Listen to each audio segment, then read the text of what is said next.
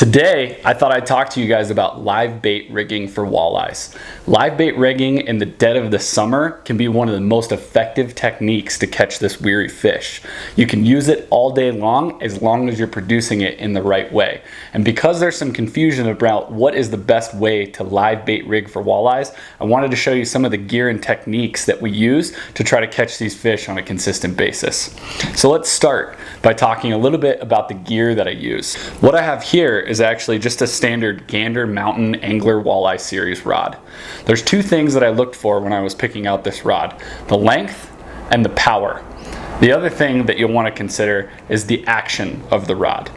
The length of this rod is actually a 7-foot rod. So that's great length for a live bait rigging rod. You want something that's not too short, that will elicit your small and light bites in the end of the rod, and something not too long so that you can easily control that fish and bring it into close to the boat. When we're talking about the action of the rod, we want something that's moderately fast to fast action. What that's doing for us is it's showing us those really light bites from the fish when they trail up on that bait and they just want to nip at it. Now, talking about the reel. When you're live bait rigging, you're going to want to go with the spinning reel setup. That's what we have here. This is a Daiwa Legalis 2000 SH spinning reel. Holds just about 100 yards of line. You won't need much more than that for live bait rigging.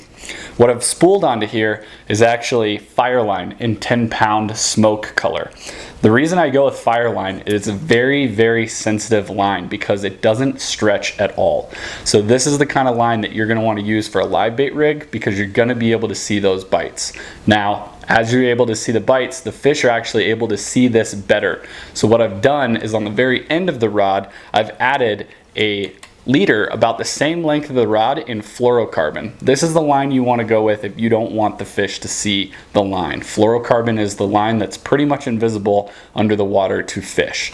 Now I want to mention one more thing about the reel. The reel is actually spooled up at the very bottom or the very beginning of the reel with monofilament. And there's one key reason for that. We spool it up with monofilament because braid actually slips on your standard reels. So anything that's metal, the braid, once it gets wet or if it gets any looser, it will actually spin on your reel. You don't want that to happen. We want to have a nice tight set on the reel so it'll last for multiple casts and days on the water. So on this rod and reel setup, I have 3 different lines: monofilament on the backing, Fireline for the main line, and then fluorocarbon as a leader. There's 2 kinds of live bait rig techniques that really work to target these fish. One is a bottom bouncer. The second is a Lindy rig or a slip sinker rig. All right, so the first technique we want to talk about is bottom bouncing. This again is the bottom bouncer. Steel line with a lead weight in the middle, and on the end, just a swivel and a snap. Now on the end of that, we have connected a factory spinner rig. So this is just a loop. If you type one yourself, you'll be using a barrel swivel. Then you have about 3 feet here of this leader. And towards the end of that, this is the important part of your rig. At the front, we have our blade. This blade can be interchanged with multiple different styles. Attached to the blade is a clevis, which is what keeps it on the line. Behind that is beads. The beads just give it a little bit more character, make it more of a body shape. Try to imitate fish colors with the beads that you choose. On the back, we have a hook. This is a standard bait hook, but typically you want to include a different style hook, slow death or octopus style. To quickly explain how a live bait rig works, essentially you have an L shape on your bottom bouncer with a notch or a circle right here in the middle.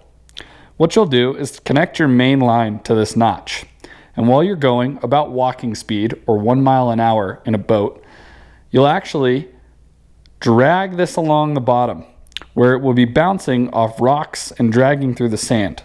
Behind it will be trailing the spinner rig, rotating and making vibration in the water to create sound noise for the fish to hone in on. A blade may be necessary in darker waters, or simply the fish just might be biting that presentation, where in clear waters you might want to just use a straight hook or a hook with maybe 1 bead. When you're ready to set the hook, do a long sweeping hook set towards the front of the boat.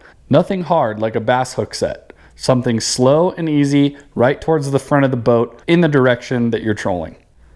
I also have rigged up a Lindy rig. There's a line going to the rod, a weight, a bead, a barrel swivel, and then about an 18-inch leader, half the size of your bottom bouncing leader, tied to an octopus hook. Let's pretend that this is the main line, back to the actual rod. The Lindy weight is allowed to slide freely all the way back to the rod and stopping at the swivel that you've tied on at the end of your fluorocarbon leader. The bead in the middle is necessary to keep the weight from sliding onto the barrel swivel and keep a completely free motion for the weight. At the end of the swivel, you'll be tying on a slightly shorter 18-inch leader to a hook. Here we have an octopus hook. The Lindy rig has the same operation as a bottom bouncing rig with one different property.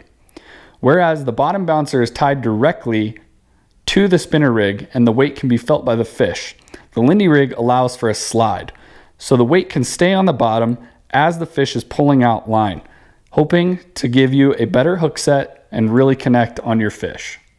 So the bottom bouncing rig and the Lindy rig work very much the same. Some are a weightless presentation like the Lindy rig, and the other is more of a weighted presentation. Either of them can be very, very effective, with the Lindy rig running closer to bottom and the bottom bouncer staying slightly above. If you're just fishing new water, I suggest running both presentations together.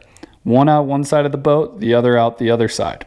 Once you catch a fish on the Lindy rig, go ahead and swap out the bottom bouncer for another Lindy rig and watch your fish catching rate improve. So there's no doubt that live bait rigging is really effective for walleyes. Just remember some of the key things we talked about. You want to remember two presentations, your bottom bouncing or your Lindy slip sinker rig. You're looking for a rod in the 7-foot range with medium to medium light power and a fast to extra fast action. Also, make sure you're spooling up your reels with a backbone of monofilament before you tie on your braid or fire line, and add that fluorocarbon leader to the end just so the fish can't see your presentation. As always, thanks for checking out CO Fish Bro the channel. If you feel like you learned something today, please subscribe to the channel below, and I truly hope this will help you put more walleyes in the boat this summer.